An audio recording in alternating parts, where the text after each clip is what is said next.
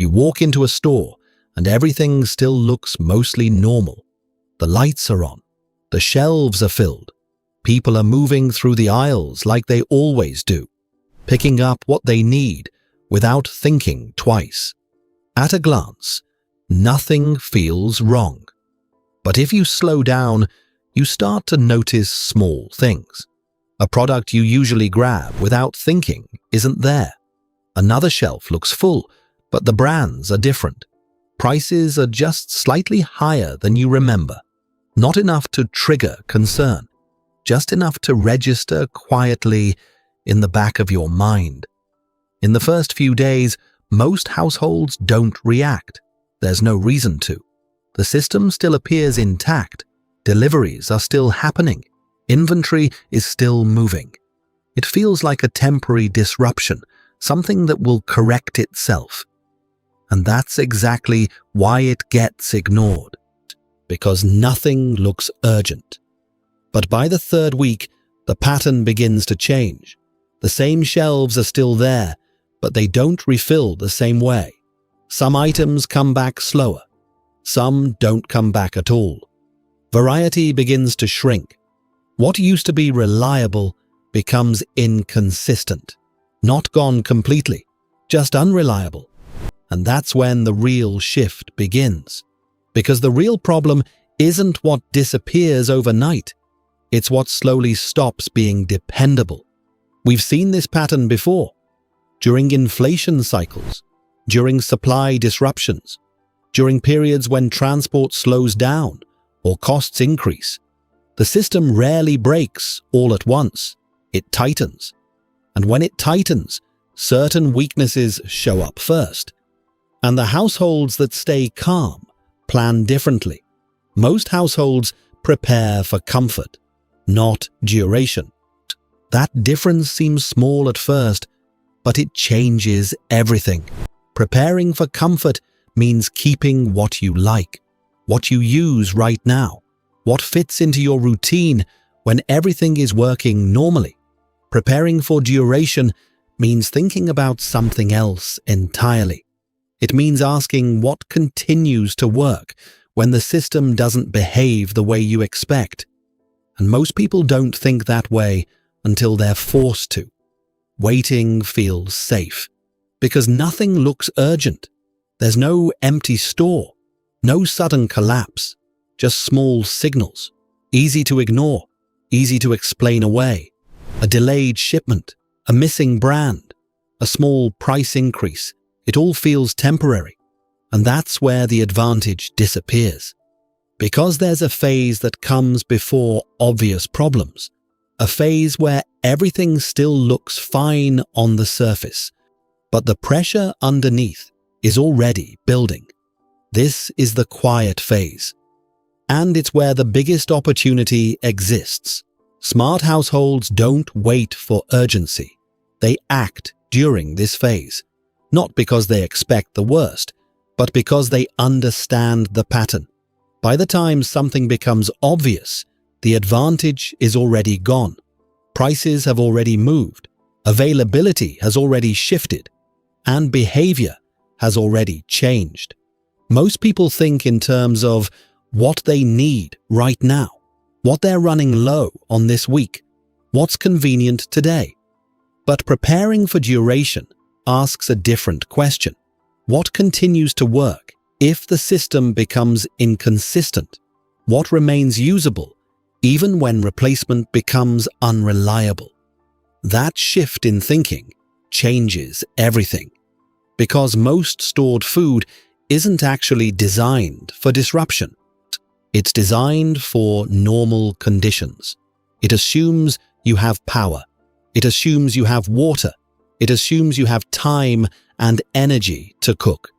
And when those assumptions break, a large part of what people store stops being useful.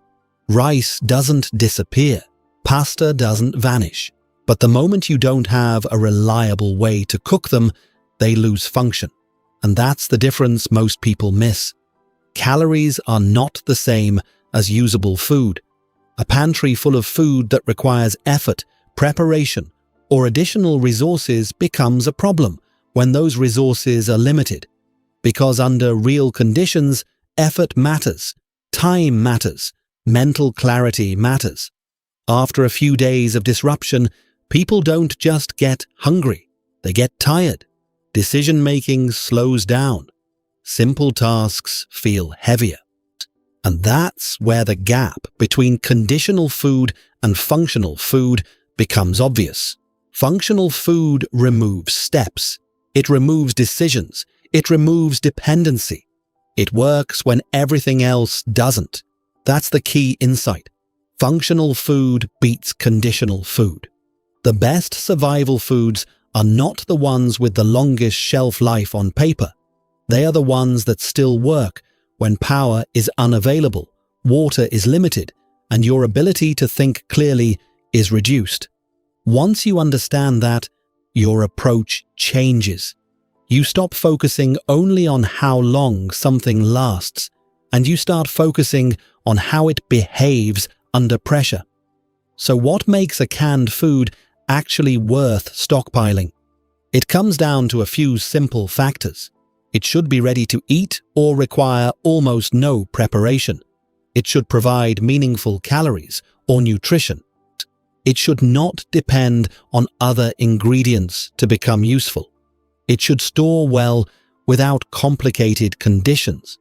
And it should still be something you can actually eat when you're tired, stressed, and low on energy. There's also something people underestimate: appetite. When food becomes repetitive, bland, or difficult to prepare, people don't just eat less because they have less food. They eat less because they don't want to deal with it. And that leads to a slow decline in energy that most people don't expect. So the best canned foods don't just provide nutrition. They maintain usability. They maintain appetite. They maintain consistency. And based on that framework, there are certain foods that stand out. Not because they're popular, not because they're trendy, but because they continue to work when everything else starts failing. Based on that framework, these are the 12 canned foods that still function when systems become unreliable. Canned soup is one of the simplest and most overlooked options. It requires no preparation if it's ready to eat, and it removes every step between you and a meal. That matters more than most people realize when energy and focus begin to drop. It solves the problem of decision fatigue and effort. Canned chili takes that a step further. It combines protein, carbohydrates, and fat into a single container. It doesn't need anything else to become a complete meal. It solves the problem of having to combine multiple foods under pressure. Canned beans provide stable protein and sustained energy. They don't require soaking or long cooking times. They can be eaten directly if needed. They solve the problem of maintaining nutrition without relying on fuel or preparation. Canned chicken offers a familiar texture and a strong protein source. It integrates into other foods easily or can be eaten alone. It solves the problem of maintaining physical strength when fresh protein isn't available. Canned tuna supports something most people ignore: cognitive function. It provides nutrients that help maintain mental clarity over time. It solves the problem of slow decision-making under stress. Canned meat provides dense energy, especially from fat. That becomes critical when physical output increases or conditions become colder. It solves the problem of sustained energy over longer periods. Canned tomatoes may not seem important, but they solve a different problem.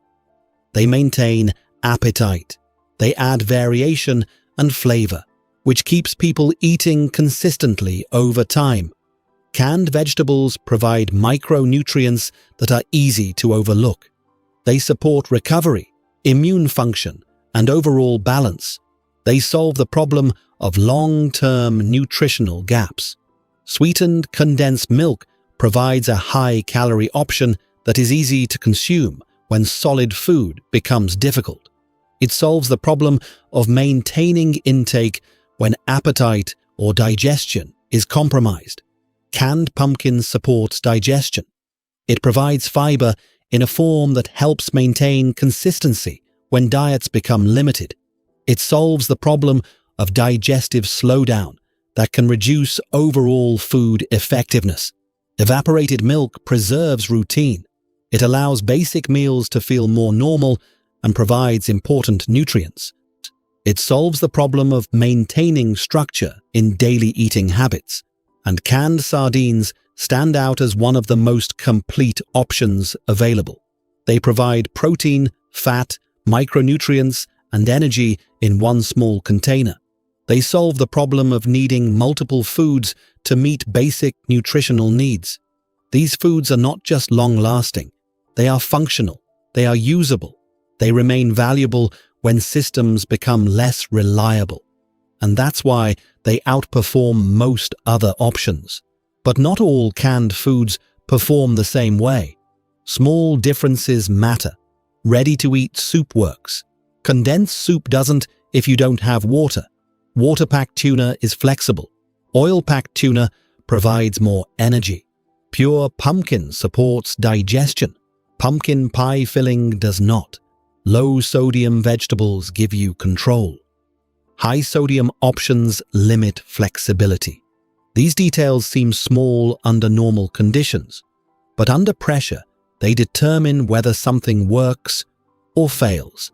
And this is where many people make a critical mistake. They build a stockpile that looks good but doesn't function well. They buy what seems useful. They follow trends. They focus on quantity over usability.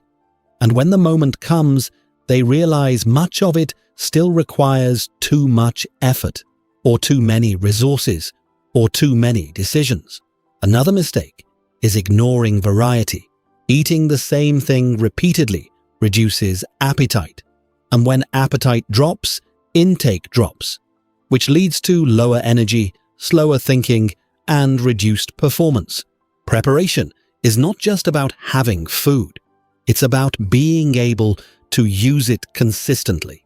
Cost also needs to be understood differently. It's not just about what is cheapest. It's about what provides the most value. A food that lasts longer, requires less effort, and delivers more nutrition is often the better investment, even if it costs slightly more upfront. Fuel efficiency matters too. Foods that require no cooking or minimal preparation save energy. And when resources are limited, that becomes critical. Storage is another place where mistakes happen. Heat reduces shelf life. Moisture causes damage. Air exposure affects quality. Poor storage leads to waste. Even the best foods lose value if they aren't stored correctly. And conditions vary. Warm climates accelerate degradation. Cold climates make storage easier, but can limit access. Urban areas rely on frequent supply. Rural areas rely on stored reserves. Each situation changes how you approach preparation. Over time, disruption doesn't stay temporary. It becomes the new normal. The first few weeks feel uncertain. By the second month, patterns form. By the third or fourth month, those patterns feel stable, just at a lower level. Fewer options, less variety, more reliance on what is available. And this is where preparation shows its true value. Because if you planned early, your experience is different. There is less pressure, less urgency, more control. You are not reacting, you are operating. Preparation is not panic, it is positioning. It allows you to stay steady while others are adjusting. It reduces stress, it improves decision-making, it gives you control over your situation. Before we close, think about your own setup. Which of these canned foods do you already keep stocked? That answer shows where you're strong and where you're still relying on systems that may not always be consistent. Preparation is not about reacting faster. It's about acting earlier. And when systems begin to shift, those who planned ahead don't just manage better, they stay steady. Preparation removes uncertainty.